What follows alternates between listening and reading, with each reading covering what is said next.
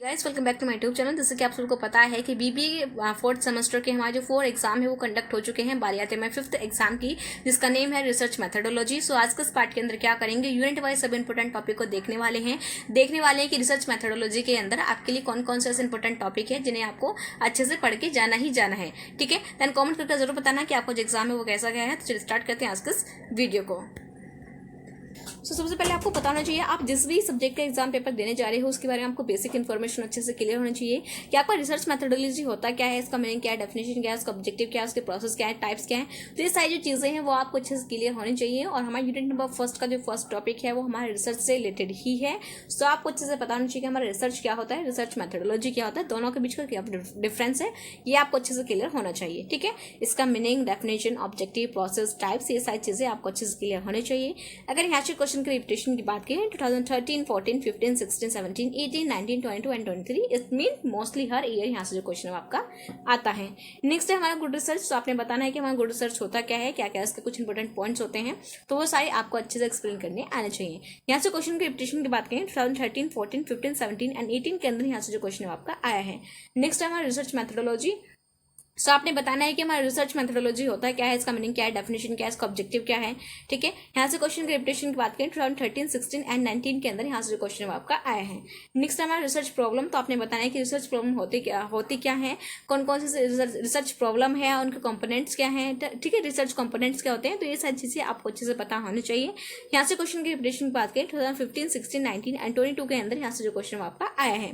Next है हमारा difference between research methodology and research. तो ये भी क्या है, आपका एक मोस्ट इंपोर्टेंट क्वेश्चन 2019 के अंदर ये क्वेश्चन आपका आया था। तो आपने बताना है कि आपका रिसर्च मेथोडोलॉजी और सिंपली रिसर्च के अंदर आपका क्या डिफरेंस होता है और इंडिविजुअली इनका मीनिंग और डेफिनेशन क्या होता है, इन दोनों का क्या ऑब्जेक्टिव होता है। तो ये सारी चीजें आपको अच्छे से क्लियर होनी चाहिए। तो ये क्या है, हमारे यूनिट नंबर फर्स्ट के कुछ इंपॉर्टेंट टॉपिक है। आई होप ये आपको क्लियर है। बात करते हैं यूनिट नंबर सेकंड के, जिसका नेम है हमारा मेथड्स ऑफ डाटा कलेक्टिंग। ठीक है, तो सबसे पहले आपको पता होना चाहिए कि हमारा जो डाटा है हम उसको किस तरीके से कलेक्ट करते हैं, क्या क्या उसके सोर्सेज होते हैं।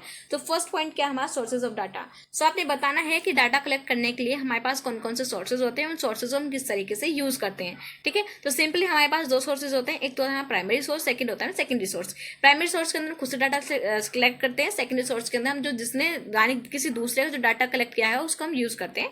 तो ये सारी चीजें आपको अच्छे से पता होनी चाहिए कि हमारे डाटा को कलेक्ट करने के लिए हमारे पास कितने सोर्सेज होते हैं, क्या उनका मीनिंग है, उनका डेफिनेशन क्या है, उनका ऑब्जेक्टिव क्या है, किस तरीके से हम सोर्सेज को यूज करके डाटा कलेक्ट करते हैं। ये सारी चीजें आपको अच्छे से क्लियर होनी चाहिए। अगर यहाँ से क्वेश्चन की रिपीटेशन की बात करें 2014, 15, 16, 19 एंड 18, यानी कि इट मीन्स इन ईयर के अंदर आपसे सोर्सेज ऑफ डाटा के बारे में कंबाइंड क्वेश्चन पूछा गया है। अगर बात करें कि इंडिविजुअली प्राइमरी सेकेंडरी डाटा के बारे में आपका लास्ट ईयर ही क्वेश्चन आपका आया है।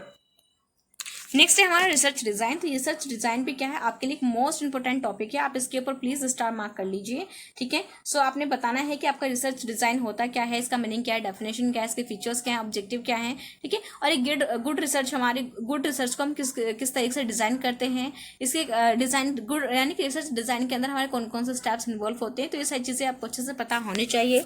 अगर यहाँ से क्वेश्चन की रिपीटेशन की बात करें 2014, 15, 16, 17, 18 एंड 19 के अंदर यहाँ से जो क्वेश्चन आपका आया है। नेक्स्ट है हमारा सोर्स ऑफ एरर। सो आपने बताना है कि हमारे रिसर्च डिजाइन के अंदर हमारे कौन कौन से सोर्सेज ऑफ एरर होते हैं, वो आप अच्छे से क्लियर होने चाहिए। यहाँ से अगर क्वेश्चन की रिपीटेशन की बात करें 2013 एंड 15 के अंदर यहाँ से आपको क्वेश्चन आया है। नेक्स्ट हमारा डाटा कलेक्शन। जो है डाटा कलेक्शन आपका होता है क्या है, इसका मीनिंग क्या है, डेफिनेशन क्या है, डाटा का हम किस तरीके से कलेक्ट करते हैं, कौन कौन से सोर्सेज होते हैं। तो ये सारी चीजें आपको अच्छे से पता होनी चाहिए। और डाटा कलेक्शन से रिलेटेड जो क्वेश्चन आपका लास्ट ईयर ही आया है। नेक्स्ट क्या है हमारा, नेक्स्ट है हमारा simple design determination. Yes, next है हमारा एक्सपेरिमेंटल डिजाइन। तो आपने बताना है कि हमारा एक्सपेरिमेंटल डिजाइन होता है क्या है, इसका मीनिंग क्या है, डेफिनेशन क्या है, इसका ऑब्जेक्टिव क्या है। बात करते हैं इसकी रिपीटेशन की 2018 एंड 23 के अंदर यहाँ से जो क्वेश्चन आपका आया है। नेक्स्ट है हमारा मेजरमेंट रिसर्च। तो आपने बताना है कि हम अपनी रिसर्च को किस तरीके से मेजर करते हैं, कौन कौन से अल्टरनेटिव्स होते हैं जिनको यूज करके हम अपनी गुड रिसर्च को मेजर करते हैं। इस टाइप का जो क्वेश्चन है आपको 2016 के अंदर आया है। नेक्स्ट हमारा source of errors in measurement. तो आपने बताना है कि जब अपनी रिसर्च को मेजर करते हैं तो उसके अंदर हमारे कौन कौन से एरर आते हैं, कौन कौन से सोर्सेज होते हैं जिनकी वजह से हमारे जो एरर हैं वो हमारे अराइज हो जाते हैं। तो ये सारी चीजें आपको अच्छे से क्लियर होनी चाहिए। और ये जो क्वेश्चन है आपको 2016 एंड 23 के अंदर यहाँ से जो क्वेश्चन आपका आया है, इट मीन्स लास्ट ईयर भी ये जहाँ से आपको क्वेश्चन पूछा गया है। तो आपने करना क्या है, इसको अच्छे से प्रिपेयर करना है। बात करते हैं यूनिट नंबर 3 की, जिसका नेम है सैम्पलिंग डिजाइन। तो सबसे पहले आपको बताना चाहिए कि हमारा सैम्पलिंग होता क्या है, उसका मीनिंग क्या है, डेफिनेशन क्या है, इसके एडवांटेजेस क्या है, डिसएडवांटेजेस क्या है, यानी कि सैम्पलिंग की कौन कौन सी टेक्निक्स हैं जिनको यूज करके हम अपनी सैम्पलिंग को डिजाइन कर सकते हैं, कितने टाइप्स की होती हैं। तो ये सारी चीजें आपको अच्छे से क्लियर होनी चाहिए। अगर यहाँ से क्वेश्चन की रिपीटेशन की बात करें 2013, 14, 15, 16, 17, 18, 19, 22 and 23, it means mostly her year sampling से रिलेटेड जो क्वेश्चन आपके आते हैं। और सैम्पलिंग के हमारे कुछ टाइप होते हैं, जिनके अंदर से दो फेमस टाइप है। फर्स्ट है हमारा इंडिविजुअल, देन सेकंड हमारा रैंडम सैम्पलिंग। ठीक है, तो इन दोनों के बारे में जो आपको क्वेश्चन के अंदर काफी पूछा जाता है, तो आपने करना है सैम्पलिंग के सारे टाइप्स को आपको अच्छे से प्रिपेयर करना है। लेकिन जो आपको कुछ जो थोड़ी अटेंशन आपको ज्यादा देनी है आपके इंडिविजुअल सैम्पलिंग डिजाइन को, देन नेक्स्ट आपका रैंडम सैम्पलिंग को। ठीक है, बात करते हैं नेक्स्ट की। नेक्स्ट हमारा सैंपल सर्वे। सो आपने बताना है कि आपका सैंपल सर्वे होता क्या है, इसका मीनिंग क्या है, डेफिनेशन क्या है, इसका ऑब्जेक्टिव क्या है, इसके टाइप्स क्या है। ठीक है, अगर यहाँ से क्वेश्चन की रिपीटेशन की बात करें 2013 एंड 22 के अंदर यहाँ से जो क्वेश्चन आपका आया है। नेक्स्ट हमारा सैंपल डिजाइन। सो आपने बताना है कि हमारा सैंपल डिजाइन होता क्या है, इसका मीनिंग क्या है, डेफिनेशन क्या है, एक सैंपल को हम किस तरीके से डिजाइन करते हैं। ठीक है, इंडिया के अंदर से कौन कौन से मोस्ट पॉपुलर डिजाइन है जिनको हम यूज करते हैं किसी भी सैंपल को डिजाइन करने के लिए। ठीक है, अगर यहाँ से क्वेश्चन की रिपीटेशन की बात करें 2013, 16, 17 एंड 18 के अंदर यहाँ से जो क्वेश्चन आपका आया है। नेक्स्ट क्या है हमारा, नेक्स्ट है हमारा सैंपल डिजाइन डिटरमिनेंट। तो आपने बताना है कि सैंपल साइज को हम किस तरीके से डिटरमाइन करते हैं, इसका मीनिंग क्या है, डेफिनेशन क्या है, इसका ऑब्जेक्टिव क्या है। यहाँ से क्वेश्चन की रिपीटेशन की बात करें 2013 एंड 15 के अंदर इस टाइप का जो क्वेश्चन आपका आया है। नेक्स्ट है हमारा सर्वे एंड एक्सपेरिमेंट। तो आपने बताना है कि सर्वे क्या होता है। सबसे पहले आपको इंडिविजुअली पता होना चाहिए कि आपका सर्वे होता क्या है, इसका मीनिंग क्या है, डेफिनेशन क्या है, सर्वे का ऑब्जेक्टिव क्या होता है, किस तरीके से सर्वे को कंडक्ट करते हैं। नेक्स्ट आपको एक्सपेरिमेंट के बारे में पता होना चाहिए कि आपका एक्सपेरिमेंट क्या होता है, उसका मीनिंग क्या है, इसका डेफिनेशन क्या है, एक्सपेरिमेंट को कंडक्ट करने का हमारा क्या ऑब्जेक्टिव होता है, किस तरीके से हम किसी चीज को एक्सपेरिमेंट करते हैं। तो ये सारी चीजें आपको अच्छे से पता होनी चाहिए। साथ के साथ सर्वे और एक्सपेरिमेंट के बीच का जो डिफरेंस है ये भी आपको अच्छे से पता होना चाहिए। और लास्ट ईयर ही सर्वे और एक्सपेरिमेंट का बीच का जो डिफरेंस है वो आपसे पूछा गया है। तो आपने करना है कि इस टॉपिक को अच्छे से प्रिपेयर करना है। अगर यहाँ से रिपीटेशन की बात करें 2018 एंड 23 के अंदर यहाँ से जो क्वेश्चन आपका आया है। नेक्स्ट है हमारा सर्वे एंड रिसर्च। ठीक है, तो सबसे पहले आपको इंडिविजुअली सर्वे और रिसर्च के बारे में अच्छे से पता होना चाहिए कि आपको सर्वे होता क्या है, उसका मीनिंग क्या है, डेफिनेशन क्या है, उसका ऑब्जेक्टिव क्या है। रिसर्च क्या होता है आपका, उसका मीनिंग क्या है, डेफिनेशन क्या है, ऑब्जेक्टिव क्या है। सर्वे और रिसर्च को हम किस तरीके से कंडक्ट करते हैं। देन लास्ट में आपको पता होना चाहिए कि सर्वे और रिसर्च के बीच में आपका क्या डिफरेंस होता है, ये भी क्या आपके लिए मोस्ट इंपोर्टेंट टॉपिक है। और लास्ट ईयर ही इन दोनों के बीच का डिफरेंस है वो आपसे पूछा गया है। नेक्स्ट हमारा प्रोबेबिलिटी और नॉन प्रोबेबिलिटी सैम्पलिंग। ठीक है, ये भी क्या है आपके लिए इंपॉर्टेंट है। सबसे पहले आपको पता होना चाहिए आपकी प्रोबेबिलिटी सैम्पलिंग क्या होती है, नॉन प्रोबेबिलिटी सैम्पलिंग क्या होती है, इनके अंदर कौन कौन सी चीजें इन्वॉल्व होती हैं, इन दोनों का ऑब्जेक्टिव क्या होता है, इन दोनों के बीच में क्या डिफरेंस होता है। तो ये सारी चीजें आपको अच्छे से पता होनी चाहिए। अगर यहाँ से मैं क्वेश्चन की रिपीटेशन की बात करूँ तो 2013, 16 एंड 19 के अंदर यहाँ से जो क्वेश्चन आपका आया है।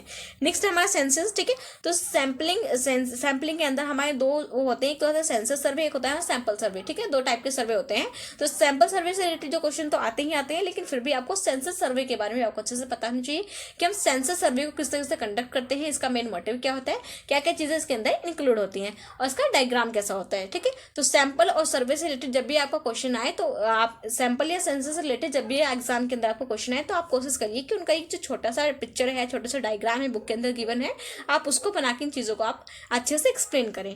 ठीक है, तो ये क्या है हमारे कुछ इंपोर्टेंट टॉपिक है किसके यूनिट नंबर 3 के। आई होप ये आपको क्लियर है। चलते हैं अपने नेक्स्ट यूनिट के ऊपर, यूनिट नंबर 4 के, जिसका नेम है आपका प्रोसेसिंग एनालाइजिंग डाटा। ठीक है, तो सबसे पहले आपको पता होना चाहिए हम आपका कि प्रोसेसिंग एनालाइजिंग डाटा आपका होता क्या है, इसका मीनिंग क्या है, डेफिनेशन क्या है, इसका ऑब्जेक्टिव क्या है, किस तरीके से हम अपने डाटा को एनालाइज करते हैं, क्या क्या चीजें इसके अंदर इंक्लूड होती हैं। तो ये सारी चीजें आपको अच्छे से क्लियर होनी चाहिए। बात करते हैं नेक्स्ट की, तो नेक्स्ट आपका हाइपोथेसिस टेस्टिंग। तो ये जो हाइपोथेसिस टेस्टिंग है, मैं देखो यूनिट नंबर 4 के अंदर आपको कुछ टेस्ट मिलेंगे, और ये जो टेस्ट है ये आपके लिए मोस्ट इंपोर्टेंट है। आप बिल्कुल भी ऐसा मत करिएगा, मैं आपसे रिक्वेस्ट कर रही हूँ कि आप ऐसा मत करिएगा कि भाई आपने जो है वो यूनिट नंबर 1, 2, 3 और 5 को अच्छे से प्रिपेयर कर लिया, 4th छोड़ दी। मैं आपको बताती हूँ कि 4th के अंदर से आपके क्वेश्चन आते हैं, ये आपके लिए इंपॉर्टेंट है। इसके अंदर कुछ टेस्ट गिवन है, सो आपने करना है कि इन टेस्ट को अच्छे से क्लियर करना है, और न्यूमेरिकल क्वेश्चन भी इन टेस्ट के अंदर से आपके आते हैं। सो इसके अंदर आपको जो फर्स्ट है वो आपका हाइपोथेटिकल टेस्टिंग। यहाँ से आपका मोस्टली हर ईयर क्वेश्चन आता है। आपको बताना है कि आपका हाइपोथेटिकल टेस्टिंग होता है क्या है, इसका मीनिंग क्या है, डेफिनेशन क्या है, इसका ऑब्जेक्टिव क्या है। हाइपोथेटिकल टेस्टिंग के अंदर आपको कौन कौन से स्टेप्स इंक्लूड होते हैं, इसका क्या फंक्शन होता है, इसका प्रोसेस क्या है, इसका फॉर्मेशन क्या है, इसका हम साउंड मेजरमेंट किस तरीके से करते हैं। ये सारी जो चीजें हैं हाइपोथेटिकल टेस्टिंग से रिलेटेड, ये सारी चीजें आपको अच्छे से क्लियर होनी चाहिए। यहाँ से अगर क्वेश्चन की रिपीटेशन की मैं बात करूँ 2013, 14, 15, 16, 17, 19, 22 एंड 23 मोस्टली हर ईयर के अंदर यहाँ से जो क्वेश्चन आपका आता है। नेक्स्ट हमारा नल हाइपोथेसिस, ठीक है, तो ये भी क्या हमारे इसी से रिलेटेड है, इसके जो कुछ लेवल्स होते हैं लेवल्स के बारे में आपको अच्छे से क्लियर होना चाहिए। नेक्स्ट हमारा जेड टेस्ट, ठीक है, तो जेड टेस्ट जो है यहाँ आपका लास्ट ईयर भी आया है, आपको बताना है कि आपका जेड टेस्टिंग होती क्या है, इसका मीनिंग क्या है, डेफिनेशन क्या है, इसका ऑब्जेक्टिव क्या है, इसके अंदर कौन कौन से स्टेप्स इंक्लूड होते हैं, किस तरीके से जेड टेस्ट को हम कंडक्ट करते हैं, तो ये सारी चीजें आपको अच्छे से क्लियर होनी चाहिए। इस टाइप का जो क्वेश्चन है आपको 2013, 14 एंड 23 के अंदर, इट मीन लास्ट ईयर भी यहाँ से आपको क्वेश्चन आया है। नेक्स्ट बात करते हैं चाई स्क्वायर टेस्ट, जिसको हम एक्स स्क्वायर टेस्ट भी बोलते हैं, तो ये भी क्या आपके लिए मोस्ट इंपोर्टेंट है और यहाँ से आपके न्यूमेरिकल बेस्ड क्वेश्चन भी आते हैं, ठीक है। सो आपने बताना है कि आपका चाई टेस्ट स्क्वायर आपका होता क्या है, इसका मीनिंग क्या है, डेफिनेशन क्या है, किस तरीके से हम इसको कंडक्ट करते हैं, कौन कौन से स्टेप जो इसके अंदर इन्वॉल्व होते हैं, इसका ऑब्जेक्टिव क्या है, इसको न्यूमेरिकली किस तरह से कैलकुलेट करते हैं, तो ये सारी चीजें आपको अच्छे से क्लियर होनी चाहिए। और इस टाइप का जो क्वेश्चन है आपको इन टेस्टिंग से रिलेटेड जो मोस्टली क्वेश्चन है वो आपके 15 मार्कर के अंदर पूछे जाते हैं, तो आपने करना क्या है, इन टेस्ट को बिल्कुल भी नहीं छोड़ना है। यहाँ से क्वेश्चन की रिपीटेशन की बात करें 2016, 17, 18 एंड 19 के अंदर यहाँ से जो क्वेश्चन आपका आया है। बात करते हैं नेक्स्ट आपका एफ टेस्ट, तो आपने बताना है कि आपका एफ टेस्टिंग होता क्या है, इसका मीनिंग क्या है, डेफिनेशन क्या है, इसकी इंपोर्टेंस क्या है, इसका ऑब्जेक्टिव क्या है, एफ टेस्टिंग को किस तरह से कंडक्ट करते हैं, क्या क्या जो स्टेप्स है वो इसके अंदर इंक्लूड होते हैं, ठीक है, इसकी प्रैक्टिकल सिग्निफिकेंस क्या होती है, ये सारी चीजें आपको अच्छे से क्लियर होनी चाहिए। और लास्ट ईयर भी यहाँ से आपका क्वेश्चन आया है, तो आपको इसको अच्छे से प्रिपेयर करना है। इसके रिपीटेशन की बात करें 2016 एंड 23 के अंदर यहाँ से जो क्वेश्चन आपका आया है।